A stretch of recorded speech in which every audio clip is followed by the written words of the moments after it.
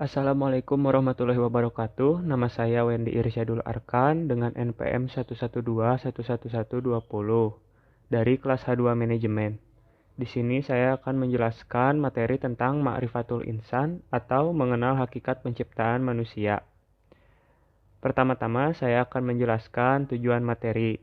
Yang pertama yaitu memahami pengertian manusia sebagai makhluk yang terdiri dari ruh dan jasad yang dimuliakan oleh Allah. Yang kedua, untuk memahami potensi kelebihan manusia dari makhluk lainnya dalam hati, akal, dan jasad. Ma'rifatul insan dibagi menjadi 4 bagian. Yang pertama yaitu ta'rif al-insan atau pengenalan manusia. Yang kedua yaitu hakikatul insan atau hakikat manusia. Yang ketiga ada takotul insan atau potensi manusia. Dan bagian keempat yaitu nafsul insan atau jiwa manusia. Ta'rif al-insan atau pengenalan manusia. Ma'rifatul insan dapat diartikan mengenali diri sendiri. Secara istilah, ma'rifatul insan sendiri merupakan suatu proses mengenali dan memahami penciptaan manusia oleh Allah Subhanahu wa taala, yang mana manusia merupakan makhluk yang paling sempurna di antara makhluk lainnya. Sebagai seorang manusia, kita sudah sepantasnya memahami apa itu arti dari manusia yang sesungguhnya. Dan mestinya kita harus mengenal diri kita sendiri, siapa diri kita, dari mana kita berasal, apa yang sedang kita kerjakan di muka bumi ini, dan seterusnya. Dengan begitu, kita dapat memposisikan diri. Dalam surah An-Nahl dijelaskan, yang artinya, dan Allah mengeluarkan kamu dari perut ibumu dalam keadaan tidak mengetahui sesuatu pun. Dan dia memberi kamu pendengaran, penglihatan, dan hati agar kamu bersyukur. Quran Surah An-Nahl ayat 78. Selanjutnya, asal penciptaan manusia. Dilihat dari asal penciptaannya, manusia tersusun dari unsur bumi dan unsur langit. Unsur bumi karena manusia diciptakan dari tanah. Unsur langit karena setelah proses penciptaan fisiknya sempurna, Allah meniupkan ruh kepadanya. Unsur dan amanah manusia. Dari dua unsur penciptaan manusia, berdasar fungsinya manusia disimbolkan dengan 3 unsur utama, yaitu kolbu atau hati. Yang kedua ada akal, yang ketiga ada jasad. Ada 2 amanah manusia, yaitu amanah al-ibadah atau ibadah. Dalam kehidupannya di dunia ini, manusia diberi tugas-tugas agama, yaitu mengerjakan perintah dan menjauhi larangan, di mana jika dikerjakan mereka akan mendapatkan pahala, dan jika ditinggalkan mereka akan mendapatkan dosa.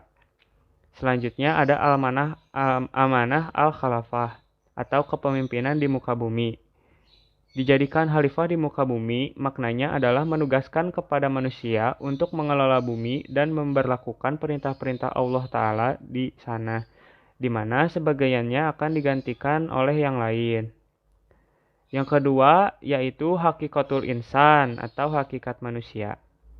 Manusia harus bisa memahami hakikat dari diri dan kehidupannya sebagai manusia. Hal ini penting agar manusia itu dapat bertindak adil terhadap diri maupun orang lain, dan juga makhluk-makhluk lainnya. Hakikat manusia yang utama adalah sebagai hamba atau abdi Allah Subhanahu wa taala.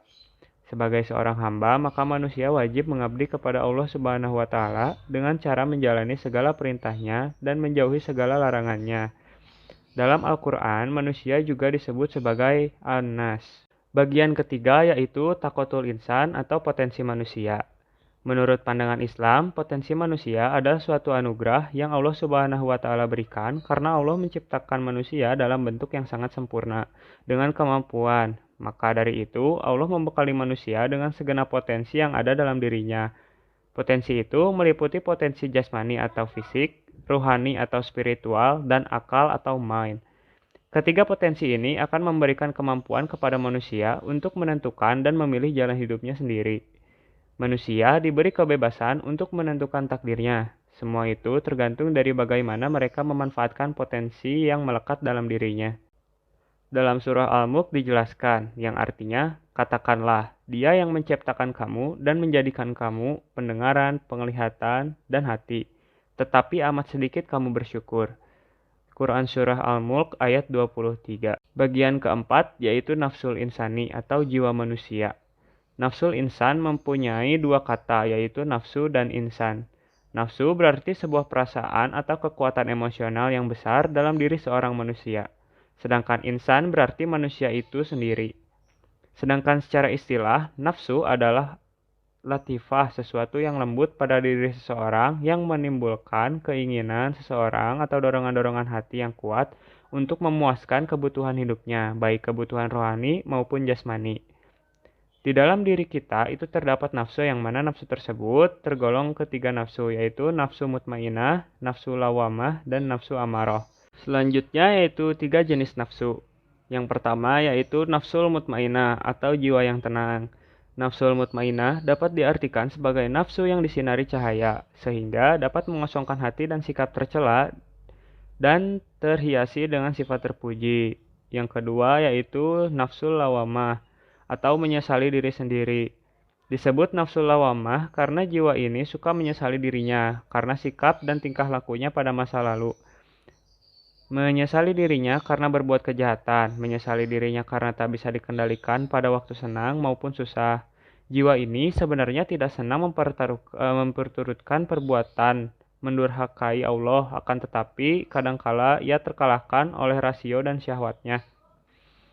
Yang ketiga ada nafsul amarah atau jiwa yang memerintahkan kepada kejelekan. Kondisi jiwa yang memiliki kecenderungan yang kuat kepada syahwat. Jiwa yang dikendalikan oleh al-hawa dan berorientasi syahwat akan mengalami kerugian yang besar karena ia akan dibiarkan sesat oleh Allah Ta'ala. Sekian penjelasan dari saya, terima kasih. Assalamualaikum warahmatullahi wabarakatuh.